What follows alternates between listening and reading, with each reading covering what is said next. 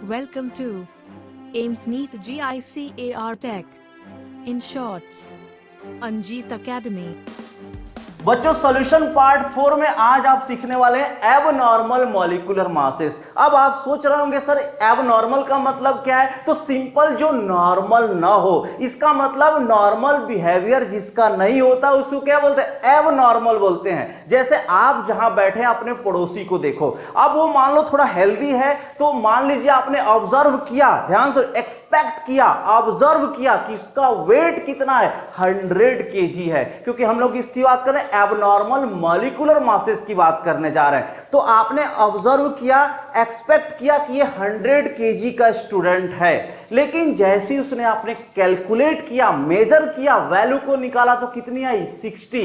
तो क्या है? नॉर्मल नहीं है ना, एबनॉर्मल है। इसका मतलब जो कैलकुलेटेड मॉलिक्यूलर मास है किसकी? कोलिगेटिव प्रॉपर्टीज की क्या हो? डिफरेंट हो एक्सपेक्टेड वैल्यू से, this is called abnormal molecular masses. आई बात समझ में? एबनॉर्मल मॉलिक्यूलर मासेस का मतलब ही होता है कि जो आपने वैल्यू को एक्सपेक्ट किया था, जो आपने ऑब्जर्व किया था और आपने कैलकुलेट किया, दोनों में क्या है? डिफरेंट आ गया, नॉर्मल नहीं आया, अलग वैल्यू आ गई। This is called abnormal molecular masses. I hope आपको समझ में आया होगा। तो सिंपल बच्चों देखो, जो ऑब्जर्व करो और कैलकुलेट करो दोनों में डिफरेंट आ जाए। क्लियर है? अब बात आ गई है सर ये एबनॉर्मल मॉलिक्यूलर मासेस किस बात पर डिपेंड करता है? तो पहली बात, सॉल्यूशन कैसा होना चाहिए? नॉन आइडियल होना चाहिए। दूसरी पॉइंट, जो सॉल्यूट है, सॉल्यूट यानी जो स्टूडेंट है, बहुत ध्यान समझना, अपने आप से कोरिलेट करो, यानी कैसा है? या तो डिसोसिएशन या एसोसिएशन हो सकता है। और थर्ड इंपॉर्टेंट आई, यानी वांट ऑफ फैक्टर आई पे डिपेंड करता है। अब आप समझ रहे हो डिसोसिएशन एसोसिएशन क्या होना चाहिए सॉल्यूट के लिए, और सॉल्यूशन कैसा होना चाहिए? नॉन आइडियल होना चाहिए। अब आप सोच रहे होंगे सर ये वांट ऑफ फैक्टर क्या होता है? अब बहुत ध्यान समझिएगा, वांट ऑफ फैक्टर यानी आई, जिसको हमने क्या नाम दिया है? आई। अब सिंपल पूरी चैप्टर्स में, पूरी सॉल्यूशन चैप्टर में सबसे बड़ा रोल है आई का।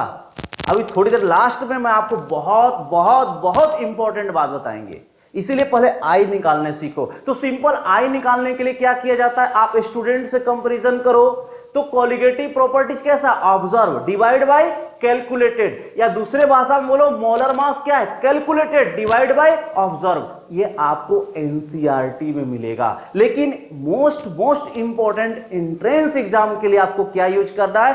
Total number of dissociation association क्या? After divide by before. बस ये ट्रिक आप फॉलो कीजिएगा। अब यहां पे देखो ध्यान से, आपको क्या यूज करना है? After association dissociation divide by क्या होना चाहिए? बिफोर डिसोसिएशन या एसोसिएशन। ये आप पढ़े होगे, ये क्या है? कैलकुलेटेड डिवाइड बाय क्या है? ऑब्जर्व है। यानी सिंपल ये शॉर्टकट फॉर्म में हमने बना दिया। ये क्या है? यहाँ पे colligative properties observe divide by calculate, ये आपको एनसीईआरटी में मिल जाएगा। लेकिन इंपॉर्टेंट क्या है? ये इंपॉर्टेंट है, ये स्टार डाल रहा हूं मैं। बात समझ में आ गई? यानी आपको डिसोसिएशन या एसोसिएशन किसका? After divide by before. अब बात आ गई है कि सर ये डिसोसिएशन एसोसिएशन क्या होता है? डिसोसिएशन एसोसिएशन क्या होता है उससे पहले एक बात मैं आपको बताता हूं। आप अगर वैल्यू निकालेंगे तो आई की 3 वैल्यू आएगी। आई की कितनी वैल्यू आएगी? 3 वैल्यू आएगी। हो सकता है ग्रेटर देन 1 हो सकता है लेस देन 1 हो सकता है 1 के इक्वल आ जाए। अगर ग्रेटर देन 1 है तो उसको किसका केस बनेगा? डिसोसिएशन का। ये किसका केस बनेगा बेटा? डिसोसिएशन का केस बनेगा।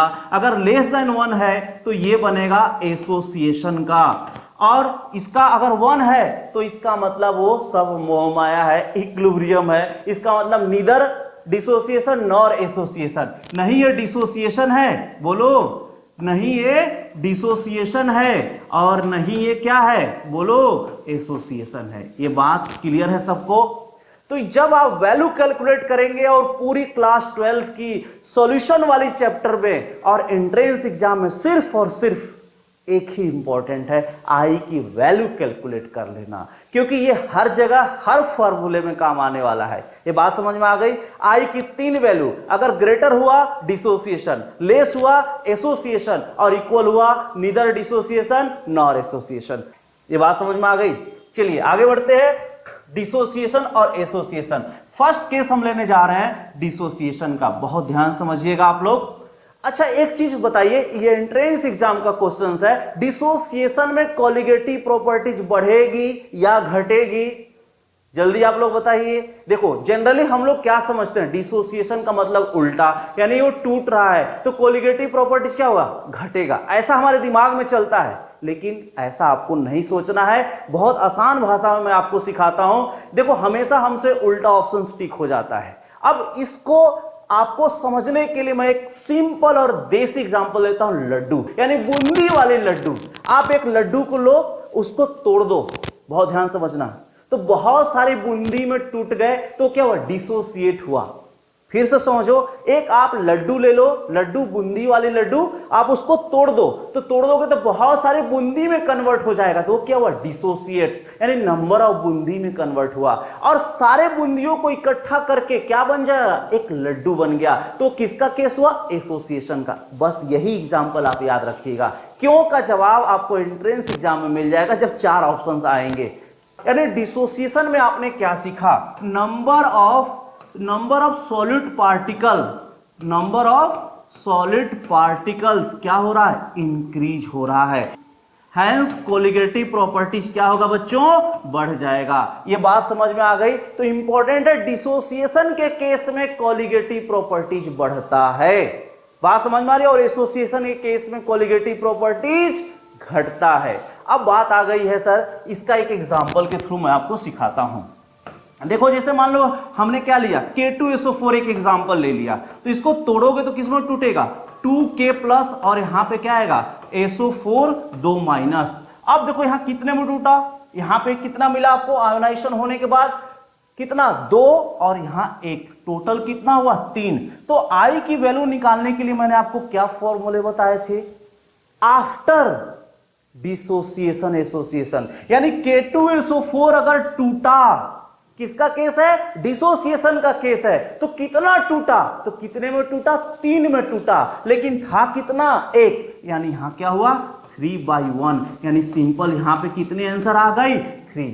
क्या आपने पढ़ा था, डिसोसिएशन हमेशा क्या होता है, ग्रेटर देन 1, हमेशा क्या होगा, बोलो जल्दी, ग्रेटर देन 1।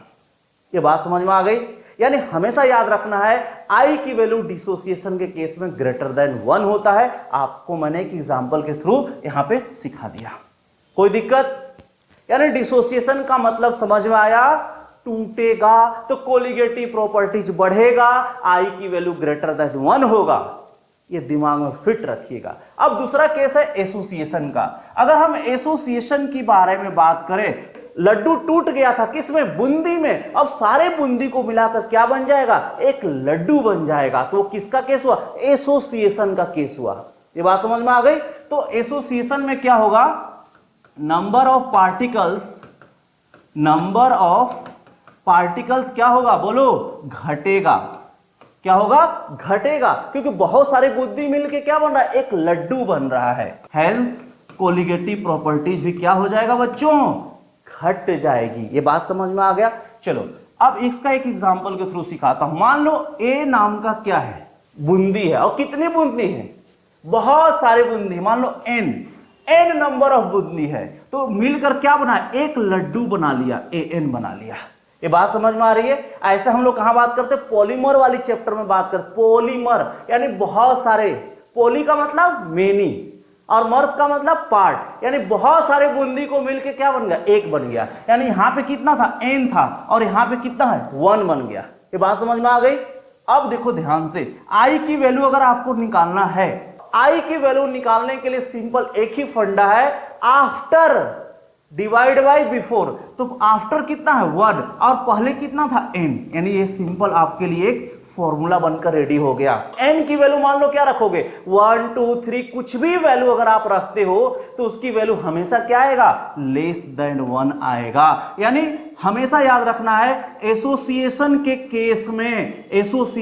केस में वैल्यू हमेशा और हमेशा क्या होगा, लेस देन 1 होगा। मान लो यहां पर अगर n की वैल्यू 2 रख दिया, तो इसके लिए आपको क्वेश्चन में क्या वर्ड यूज करेगा, डाइमर। डाइमर अगर वर्ड यूज करता है, इसका मतलब यहां पे कितनी वैल्यू आ जाएगी, 1/2 2 आपको यूज करना है। अगर 3 यूज किया तो इसको क्या वर्ड यूज करेगा, ट्राइमर। तो यहां पे वैल्यू रखोगे तो कितनी मिलेगी, 1/3। थोड़ी देर पहले लाइट कट गई थी, बात समझ में आ रही है, चलो कोई बात नहीं। चलिए ये बात समझ में आया। डाइमर का मतलब आपको n की वैल्यू 2 यूज करना है, ट्राइमर का मतलब n की वैल्यू 3 यूज करना है। और एसोसिएशन के केस में वैल्यू हमेशा और हमेशा क्या होगा, लेस देन 1 होगा। और डिसोसिएशन के केस में वैल्यू हमेशा और हमेशा क्या होगा बेटा, बोलो, ग्रेटर देन 1 होगा, यानी इसकी वैल्यू n होगी। बहुत कमाल का चीज है, थोड़ी देर में ये काम आएगा। और एसोसिएशन वाले में क्या होगा, 1/n होगा। इतनी दिमाग में फिट हुआ, डिसोसिएशन में n होगा और एसोसिएशन में 1/n होगा। बात समझ में आ गई, चलो बहुत अच्छी बात, आगे बढ़ते हैं हम लोग। और नेक्स्ट बात करते हैं want of factor and degree of dissociation. देखो डिग्री ऑफ डिसोसिएशन को अल्फा और वांट ऑफ फैक्टर को आई से रिप्रेजेंट किया जाता है। अब डिग्री ऑफ डिसोसिएशन और एसोसिएशन आपने कहां पढ़ा है, क्लास 11 चैप्टर का नाम इक्विलिब्रियम। बात समझ में आ रही, वहां पे आपने डिग्री ऑफ डिसोसिएशन एसोसिएशन की बात किया था। मैं आपको बताया डिसोसिएशन और एसोसिएशन का मतलब क्या होता है।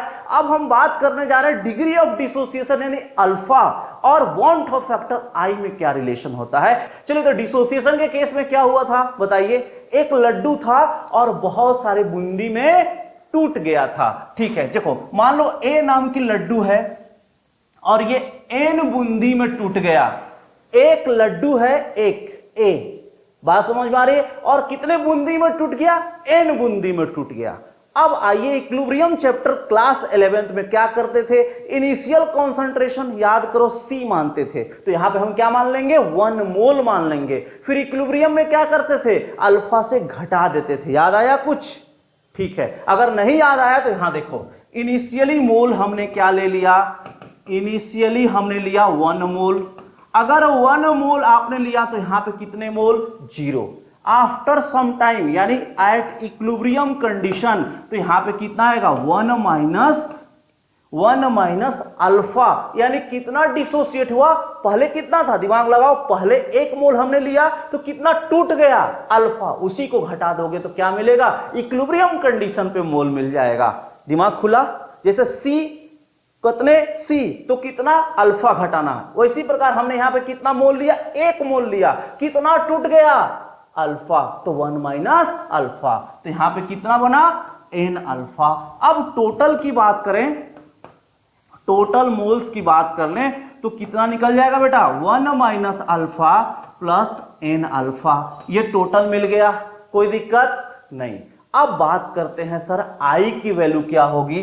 तो अभी आप जानते हो, चूंकि हम जानते हैं कि I का वैल्यू कैसे निकालना है, नंबर ऑफ पार्टिकल, बार बार मैं बोल रहा हूं क्योंकि यही इंपॉर्टेंट है, number of particle after dissociation association divide by before dissociation. तो आफ्टर कितना मिला, 1 minus alpha plus n alpha divide by, पहले कितना था 1, पहले कितना था 1। ये बात क्लियर है, यानी सिंपल I की वैल्यू मिल गया 1 माइनस अल्फा n अल्फा। अब इसको सिंपल हम क्या करते हैं, I की वैल्यू निकाल लेते हैं, अल्फा कॉमन कर लो तो यहां पे क्या मिलेगा, 1 plus n minus 1 into alpha. ये बात आपको नींद में याद रखना है क्योंकि ये है बहुत इंपॉर्टेंट। यानी अगर आपसे पूछा जाए डिसोसिएशन के केस में अल्फा और आई में क्या रिलेशन होता है, तो i equal to 1 plus n minus 1 alpha, n minus 1 alpha. n क्या है याद करो, अभी थोड़ी देर पहले डिसोसिएशन के बारे में बात किया था, तो उसमें से 1 घटा दो, अल्फा से मल्टीप्लाई कर देना और 1 जोड़ने के बाद क्या निकल जाएगी, आई की वैल्यू निकाल। अब देखो इसमें एंट्रेंस एग्जाम पे क्वेश्चन आया था, आई और अल्फा में रिलेशन ऐसा कुछ पूछा गया था, ऑप्शन सी वाला था। देखो अब सिंपल यहां पे क्या कर सकते हो बताओ, हमको अल्फा का वैल्यू चाहिए, अगर हमको अल्फा का वैल्यू चाहिए तो क्या करोगे, आई माइनस 1 इधर इसको ले गया डिवाइड बाई n माइनस 1। ये ऑप्शंस था, ये ऑप्शंस एमसीक्यू के फॉर्म में था, तो चाहे आप इसके फॉर्म में याद कर लो चाहे इसके फॉर्म में याद कर लो, ये न्यूमेरिकल्स में बहुत काम आने वाला है क्योंकि न्यूमेरिकल्स में इसके बिना एक भी अच्छे लेवल का न्यूमेरिकल नहीं होगा। बात समझ में आ रही है, एंट्रेंस एग्जाम में तो डायरेक्ट पूछ देता अल्फा की वैल्यू बताओ, आई की वैल्यू बताओ, तो ये बहुत इंपॉर्टेंट है। आई बात समझ में, तो आई इक्वल टू क्या होता है, 1 प्लस n-1 इंटू अल्फा। मैंने पूरा प्रूफ करके दिखा दिया। कहां से आया? Class 11th। जब ये आप ऐसे प्रोसेस करोगे जब आपका जेई एडवांस लेवल का क्वेश्चंस बनेगा। बाकी जेई मेंस नीट लेवल के क्वेश्चन यहीं से निपट जाएंगे, बोर्ड लेवल का क्वेश्चन यहीं से निपट जाएंगे। आ रही बात समझ में? अब नेक्स्ट केस हमारे पास बनता है एसोसिएशन का। वांट ऑफ फैक्टर है डिग्री ऑफ एसोसिएशन, यानी आई की बात करेंगे और यहां किस में रिलेशन की बात करेंगे? अल्फा की बात करेंगे। तो सिंपल, अभी जो आपने डिसोसिएशन का केस पढ़ा, आई इक्वल टू क्या था? 1 प्लस यहां पे क्या था? n-1 alpha. तो n के जगह सिंपल 1/n-1 इंटू अल्फा कर देना। बस यही ट्रिक्स है याद रखने का। समझ में आया? अब आप सोच रहे हो कि सर इतना जल्दी कैसे आया? तो खुद दिमाग लगाओ। थोड़ी देर पहले मैंने एसोसिएशन का केस बनाया था। ये क्या है? एसोसिएशन क्या था? 1/n। याद आया? यानी सिंपल डिसोसिएशन के केस में n की जगह आपको क्या रिप्लेस कर देना है? बोलो 1/n रिप्लेस कर देना है। ये ट्रिक के फॉर्म में याद। डिसोसिएशन को तो याद है 1 प्लस, क्योंकि वहां n था तो n-1 अल्फा। और एसोसिएशन में क्या हुआ था? 1/n, क्योंकि ऑलवेज क्या होता है? लेस देन 1 होता है। इसलिए फॉर्मूले में क्या हुआ? i equal to 1 plus 1/n-1 into alpha. ये बात समझ में आ गई? और लास्ट आपके लिए मैं बात कर रहा हूं colligative properties in terms of want of factor, यानी आई।